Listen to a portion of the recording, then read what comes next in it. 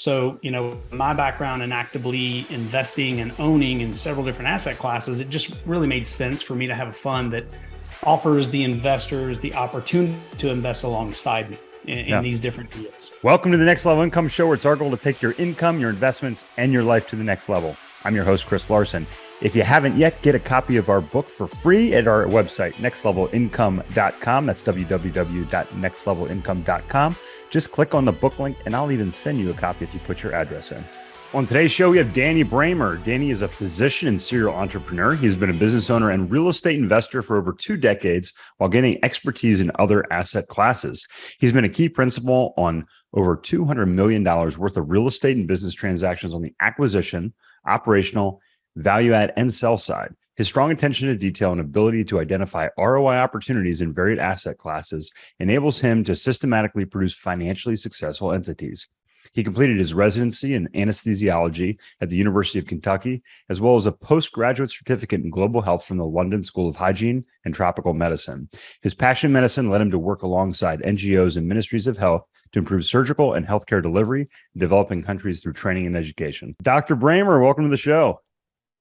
Thanks for having me, Chris. I really appreciate you having me on this podcast, and I really love the way that you continually give of your time and your talents to help all those in your investor circle. And I've definitely benefited from our relationship over the years and learned a ton from you. So much appreciated. Oh, well, thank you for saying that. And yeah, we were just reminiscing a little bit about the first time we met. And yeah, I was, talking about which, people that are listening to the show know that my friend Caleb that was with me when we met, that was 4 years ago now, Danny, in October. Yeah.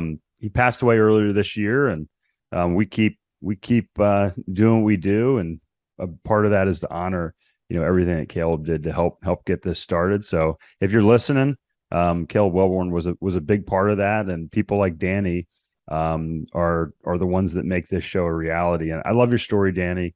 As I mentioned in the intro, you are a doctor, but you don't really do that anymore. So share a little bit about your story and your journey about where you are today and where you came from.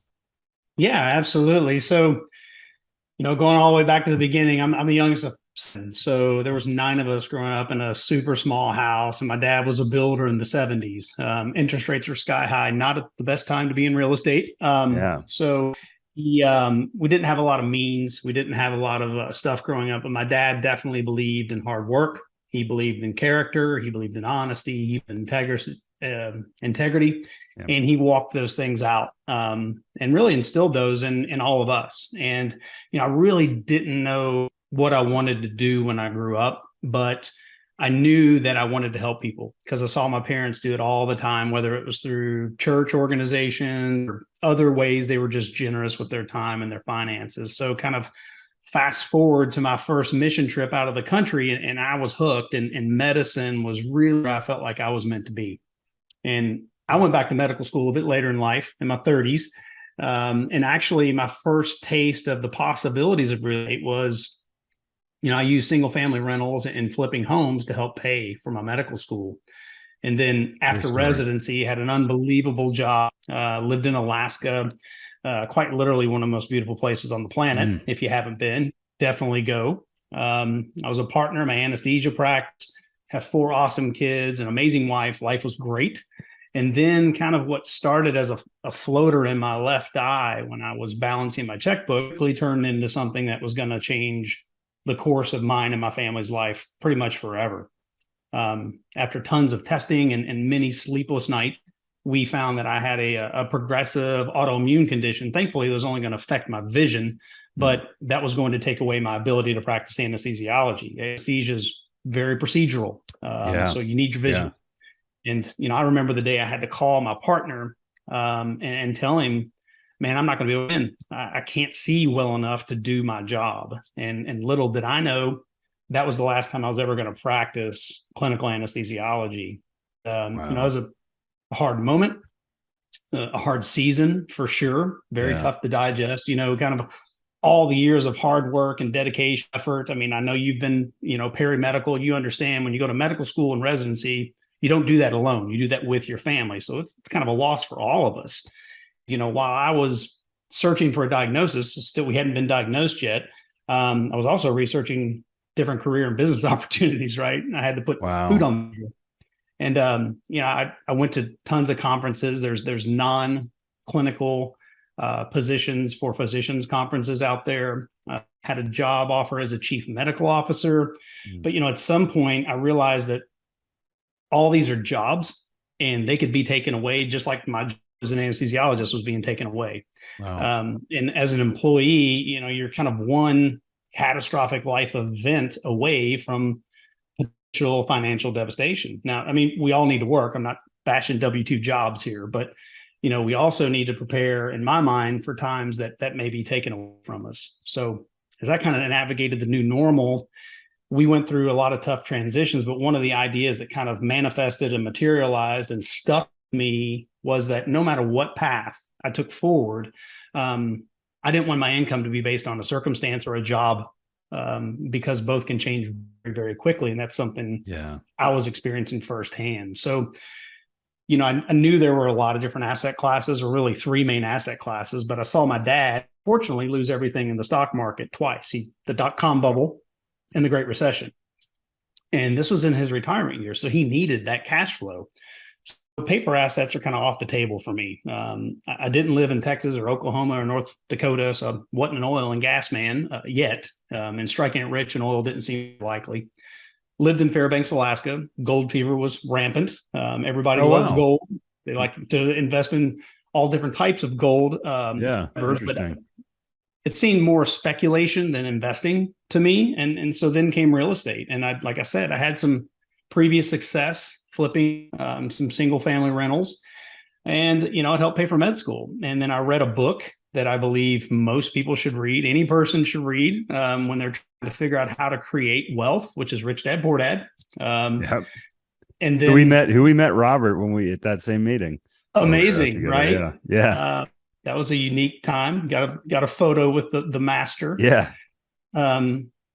And then I had a chance encounter with a medical school colleague at a wedding we're both in, and all these factors kind of combined to really change mine and my family's trajectory. I came to realize that, assets that generate cash flow last generations, jobs don't, right? And I was hooked on real estate. And as if any of your listeners are physicians right now, they understand you learn a ton in med school, but you really learn your craft and you hone it in residency. So my business partner and I, we sought out and we paid mentors in the space to really teach us everything they knew of multifamily. And we then scaled very quickly we had over 800 units in a matter of a few years.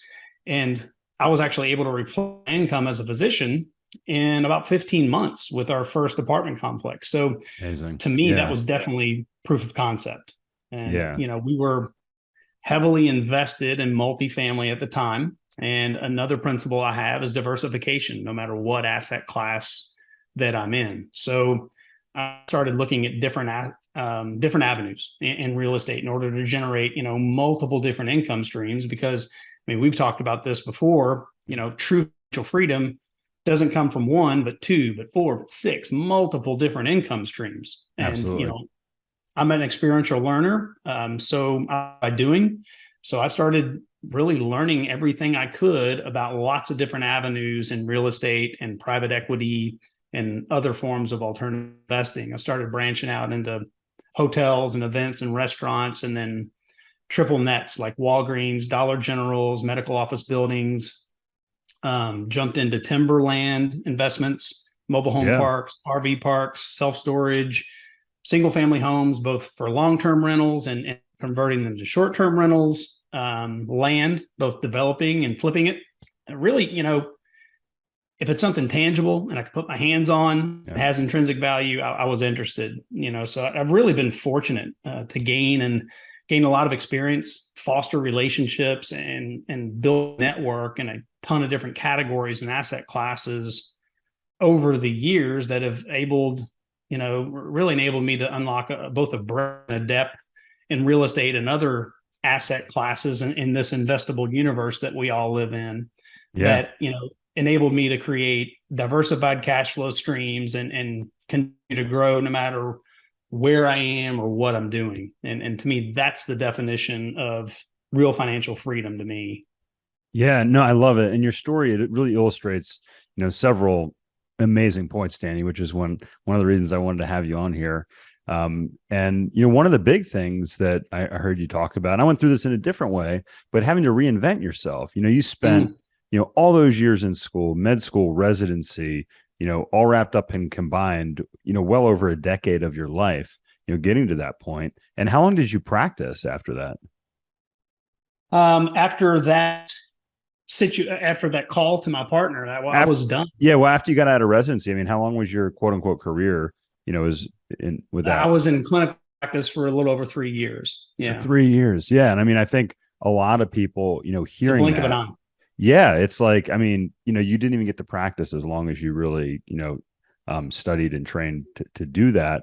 And the reason I bring that up is because you were very successful in transitioning, and you use that adversity that you faced and that perspective that you gained to improve your situation, like you said, replacing the income that you made in less than a year and a half, in 15 months. So I think a lot of people that I work with, a lot of people that I've coached, they say, "Oh, Chris, I want to retire. I want to get to the point where I don't have to do what I'm doing." And one of the things that I face, I'd love any perspective you have here, is that when I got to that point, Danny, when I was walking away from my career, which was about 18 years, which was a multiple of what you did, it was so add that, add your training, your residency, and your practice together. It's similar timeline, right? It was really hard when your identity is wrapped up in that. So what are some of the things you went through you were kind of forced into it, but what are some of the things that really helped you, make that change and really, from a mental perspective? Yeah. I mean, well, first of all, like I mentioned, was my parents, right? I mean, they instilled a very strong work ethic in me. And then also is my faith.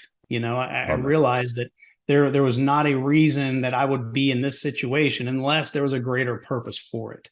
And my wife and my family were unbelievably supportive.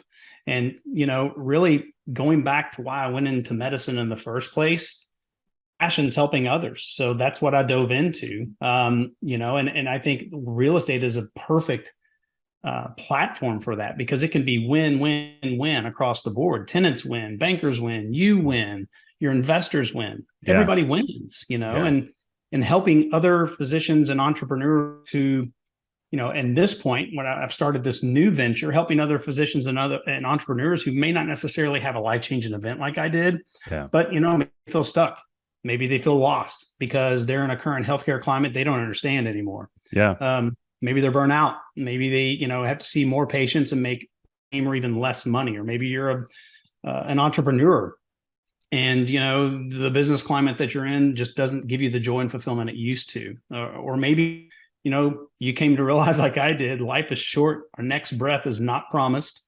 And, it could all be taken away. And life is simply too just to keep trading time for money. So really, I'd like to help all physicians, from pediatricians to surgeons, understand how to make money work for them and not the other way around. I want my colleagues to be able to practice medicine because they love it, not because they have to do it.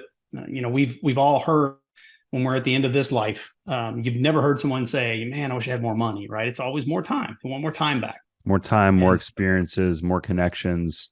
Yeah, all those things are really, as you just illustrated, the most important things. And you mentioned, I think, the most important thing, you talked about mindset, having the right mindset, whether it's instilled by your parents, your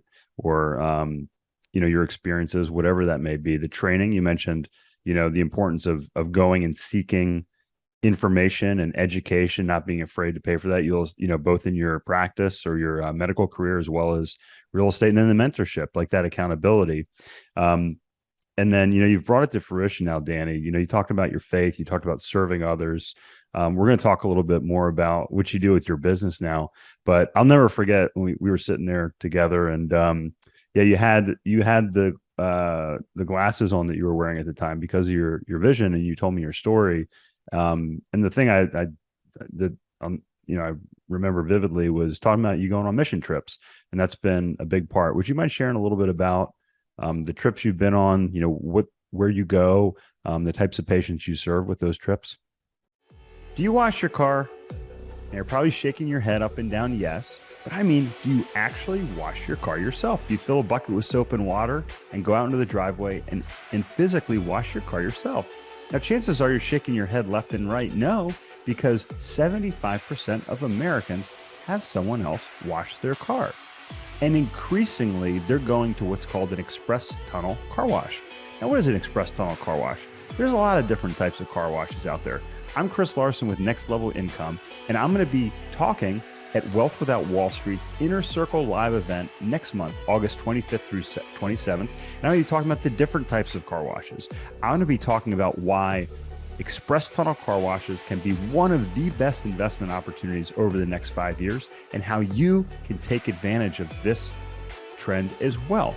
I'm going to talk about how to find the best locations to own and operate these. I'm going to talk about the keys to maximizing revenue as well as decreasing operating costs. And I'm going to talk about why, when you build a portfolio of these, you can massively increase the value of these locations. Private equity is excited to get into this space. I'm going to tell you why that is as well. So hope you can join me next month at Wealth Without Wall Street's Inner Circle Live event and get a free copy of my book before you come. www.nextlevelincome.com. Just click on the book link and I'll send you a copy as well. Join me next month. Sure. Yeah. I mentioned earlier, I think I went to my first mission trip in Honduras back in the 90s. And man, I was absolutely just, I don't know, I was blown away by the poverty, the conditions they had to live in. And I knew I just couldn't sit back and do nothing about it. And it was truly the first time I had ever experienced anything like this. And, that experience in no small part prompted me to go back to medical school, could be more effective in missions. And, during medical school, I was still active in missions. I served on a nonprofit, one of the founders of a medical dental mission, and really going on to participate in different mission organizations and trips throughout residency as well. And, when I started having those issues with my vision, I was concerned I'm not going to be as effective in missions as I'd hoped. But it turned out just the opposite was true. I was able to do things like get a postgraduate certificate in global health from the London School of Hygiene and Tropical Medicine that allowed me to work with ministers of health and people on the ground and build those relationships. Was able to help build an educational program in Myanmar that trains people up to about a physician assistant level. Oh, wow. Have been able to participate in amazing work in Africa, training anesthesia personnel, going to Nigeria and help for a ministry that focuses on, like they call it, the 4 pillars of society, which is economic, healthcare, agriculture, and education. And, these aren't one-off endeavors, they're long-standing relationships. And we're building human capacity by training and working with rather than coming and doing for, if that makes sense. Oh, it makes perfect sense. What you were doing is you're literally creating a cascade of education, of learning, of impact through what you're doing. And I love the way you describe it, human capacity. That's awesome. Well, and the coolest thing is, like, literally kids just got home from serving in their own capacity on a mission trip from church. They just got home last night, like 1 o'clock in the morning. So I'm sure they're all crashed out still, but I'm humbled. I'm thankful. I'm unbelievably blessed in life. Like I said, I didn't grow up with a bunch of money, but Dad was adamant about serving others and just instilled that. And, one of the things I always tell my kids is, if you're in a funk or if you're in a bad mood, serve others, man. Being grateful and serving is one of the best antidotes I know for a bad attitude or a bad mood. And, I'm an unabashed Christ, and I take his teachings very, very seriously. And I love the way he lived his life. He lived his whole life in service to others. He spent a disproportionate amount of time and energy with those that most of the world had forgotten, right? Yeah. So there's a verse in Luke that always inspires me and challenges me daily. And it says, to whom much is given, much is required. So don't get me wrong. I don't serve out of an obligation, but literally out of a place of gratitude and grace that I get each and every day. I mean, I'm a flawed dude going to help other flawed humans and just kind of share why I have hope. So, we can serve with time, talents, or treasure. That's one of the reasons. I don't know if you've been on my website, but if you've seen, at least 10% of our earnings at the Cash Flow MD go towards missions and nonprofits, serving the forgotten all over the globe. So thanks for asking about that, Chris. It's something that obviously I'm passionate about. It's a big part of what I do. No, I love it. And look, I've experienced it as well. And when you said you made the specific word used was being grateful, right? And if you're in a place of being grateful, it's really hard to be upset. It's hard to be sad. And one way to be grateful is to be around others that don't have as much as you, and give and do that. So if you give, if you're grateful, it really helps to impact that. And it's a challenge. I know you have a wonderful family. As a father as well, you're like, well, how do you teach your children to appreciate all the things that we have in this country, and all that we're given? And that's one of the big things at the school my boys go to, is they do service on a regular basis, and it's very impactful, right? It gives them that perspective, and it's a shame if people don't get to have that. I grew up going on service trips with my church, and you see how these people live, and that don't have as much as you, and you think, oh man, they must not be as happy as we are.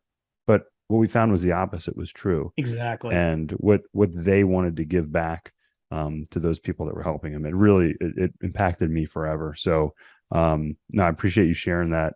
And no, that's very well said. I mean, I couldn't agree more. There's, we think that we are the ones that are going to help and serve them. Man, they teach us so much more about, living gratefully, living in community, how to support each other, and really how to lift each other up. They're everywhere I've gone. It's been truly amazing and different in their own special ways, for sure. Yeah. No, and it's kind of shifting gears, but really along the same vein. What you're doing today is also making a massive impact in people's lives. And you said something earlier, you're talking about being a win-win. It's a win when you can make money. Real estate can be a win for the people that are utilizing that real estate. It can be an economic win for the tax base, for instance. When you improve a building, it can be a win for investors. And I know one of the things that you and I share is a passion for helping others understand finances, understand investing, and being able to really be a good steward of that. I'd love for you to talk a little bit about the Cash Flow MD, what you guys are doing. I know you've been hard at work here the past couple of years, and I'd love for you to share a little bit about what you guys are up to over there. Sure. Yeah. So, I mean, I think it kind of started by, a few physicians asking me, hey, how did you do what you did? And have coffee, that started once a month, and then it was once a week, and then it was a couple times a week. And before I knew it, I gained 50 pounds having coffee and donuts and dinners. And I'm like, okay, I'll do something different. Right. So you look great now, by the way. I got to tell you. Yeah. Well, thanks. That's because I've started a platform and quit eating so much. So it's amazing. When you quit putting food in your mouth, you lose weight, right? But yeah, and more recently, we've just launched our fund, which I'm super excited about. It's kind of a new model. It's called a fund of fund, and it wasn't something I came up with by any means. It's relatively new to the scene, but from my standpoint, its use was really born out of necessity. As more and more people began asking for access to kind of the curated deals that I was involved in, I wanted to give them a way that made sense to invest. And, the model really allows folks to see kind of different deals that I'm investing in and pick themselves the one that fit their investment strategy the best, rather than just giving me money and I go invest it for them. And, I really think it puts them in the driver's seat where they want their money to go. And I'm sure a lot of your listeners may not understand the nuances between a fund of fund and the traditional fund. And I don't want to go into detail and fund mechanics and modeling, but just a few differences between traditional fund. And I think the fund of fund may be beneficial. Sure. Yeah. But with normal funds, I think everybody knows them. They're generally centered around one specific subclass of assets. We'll just call it multifamily. Sure. And then you give the sponsor of the money, and with the full faith and confidence that they're going to go out and invest that money in a portfolio of, let's say, apartment complexes, and that'll give you a return over the lifetime of the fund. Once you invest your money, the fund manager decides where it goes. So you don't really have much of a say in it. The lockup of your money is generally 5 to 7 years, sometimes it's 10, which means your money is in that for the lifetime of the fund. And sometimes the capital that you invest is called all at once. Sometimes it's over different tranches. Your money may not be going to work for you immediately, but the way the fund to fund model works is it gives the investor lots more diversity. And, it allows you, the investor, to invest in different subclasses of real estate, all within the same fund. Yeah. So when you log into my portal, you see a lot of different investment options. Right now, there's a car wash and mineral rights, but soon there's going to be short-term vacation rentals. There's going to be mobile home parks. There's going to be self-storage, maritime shipping, oil, working interests, and then you, the investor, direct where you want your money to go. So, my background in actively investing and owning in several different asset classes, it just really made sense for me to have a fund that offers the investors the opportunity to invest alongside me in these different deals. And, as the fund grows, it's going to be more and more opportunities to invest in different asset classes as we broaden offerings. Yeah. And I think it's really cool because we were talking about the platform before we started recording today. The technology today, some of the regulations have changed over the years, which gives more investors access to these investments that, you had to be, ultra rich in the past to have access to. They weren't even available to people like you and I. And now the technology is such that it's bringing down the cost. It's bringing the ability to, not only more investors, smaller amounts of money, and also more asset classes. So it's really cool that, what you're looking at and being on the cutting edge, being on the front line of allowing investors to have this. It's really neat. Yeah, I really do think the model is going to prove to be highly effective because, investors like simplicity, they like diversification, and pooling our funds together and investing in a wider range of deals through one fund is really attractive to a lot of physicians I speak with. And then it's also attractive to sponsors because they have one fund come in and fill a large portion of their raise. So it's really a win-win. And kind of as an aside, I know you would appreciate this being involved in as many deals as you are, but if you already have several investments, you only get one K1 out of this fund. So let's say you're in a car wash deal, a short-term vacation rental deal, a development deal, mobile home park, and RV park. You're in 5 deals. Yeah. Well, at the end of the year, we take all those K1s. Yeah. We take them all and we coalesce them. So you'll get one fund K1. You don't have to go around chasing 5 different sponsors and trying to get those K1s. We do, but you don't have to do that. So CPAs generally love you for that. Oh, I bet. Yeah, absolutely. Well, but I like to count my K1s and compare them like, hey, how many K1s do you have, Danny? So we don't, it's just one. I'm just kidding. That's an ego thing. Yeah. I know that's not you. Look, we've covered a lot today, but really most importantly, I think your story it's inspirational. It has so many different lessons throughout it. But if listeners want to keep up with you, if they want to learn more, not just about what you're up to, but also about the fund that you just mentioned and what you have going on inside there, what's the best way to get a hold of you? Sure. Yeah. And once again, Chris, thanks a bunch for having me on. It's been great catching up. Always good to see always, you. Yeah. You can find me by just going to my website, which is DannyBramerMD.com, or just email me at Danny@thecashflowmd.com. That's Danny@thecashflowmd.com. And, I'd also love, if you don't mind, to give your listeners access to, I put together an ebook because I've talked with tons of physicians and same questions come up, right? So I put together an FAQ, if you will, for physicians who are wanting to start their investment journey. They can get that by going directly to thecashflowmd.com, and that'll take them right there, and they can download it from there.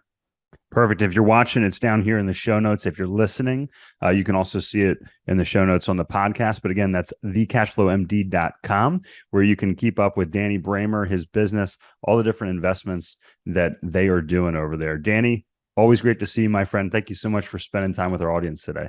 I appreciate it. Thanks, Chris. Hey, Chris here again. I hope you found this episode valuable. Now, I have one more thing to gift you. We have a page for my coaching clients where you can get a free copy of my book, as well as much more from previous guests on the show. Just check out nextlevelincome.com/coaching to get a free copy of my book, audiobook, and much more. I'll send you a copy of my book and cover all the shipping costs as a thank you for listening to the podcast. Also, please like, share, and take just 90 seconds to give us a rating on Apple Podcasts.